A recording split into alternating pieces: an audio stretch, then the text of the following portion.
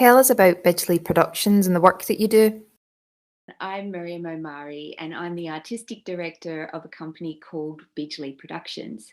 Bijli Productions is a theatre and production company, and we really focus in on sort of four main values: representation, diversity, inclusion, and community. And our projects and productions really, they straddle both the stories of the communities and the issues within those stories that are most important.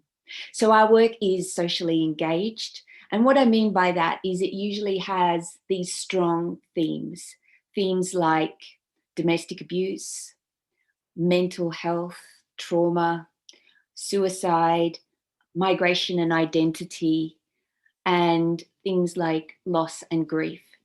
So an example of some of the plays that we have created over the last few years are If I Had a Girl, which was created with women from the Asian community in Scotland.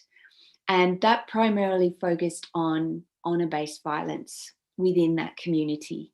We work closely with a group of Asian women in partnership with Amina Muslim Women's Resource Centre, and we created the play based on their stories, with them involved in the whole process, from the stories to the rehearsals to the actual production itself. One Mississippi was a similar type of process, except that was working with a range of men across Scotland who had experienced adverse childhood experiences or trauma in their younger life that led them to a breaking point, which involved attempting suicide.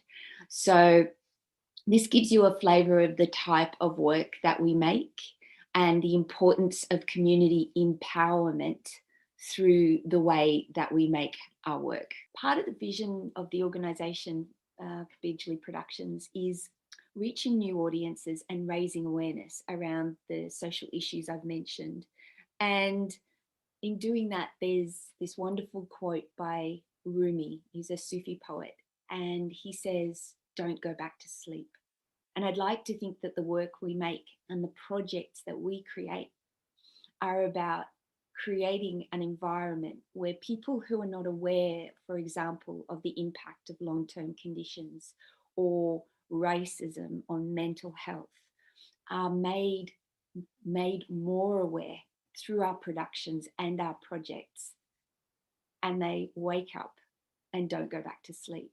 So our ultimate goal, I think, is that we are stewards at the moment of this company and of the work we make, but we hope that we can impart it out to the communities and beyond those communities to find greater understanding, compassion and empathy between everyone that decides to be part of the work that we make. Why were you drawn to join the Alliance membership network? Our work is focused very much on community and participatory projects, as well as professional productions.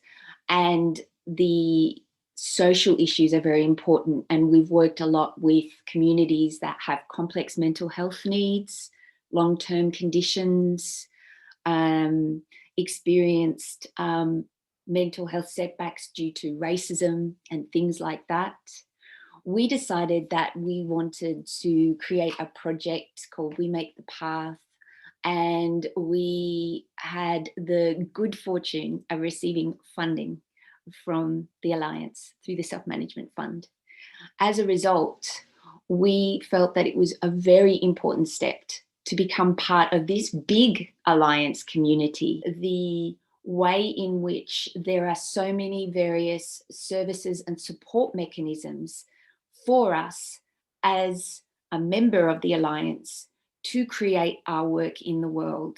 Things like offering us meeting rooms and spaces where we can catch up with other people is the kind of like micro support that matches the macro support of funding and resources like advice through the various staff that work at the Alliance.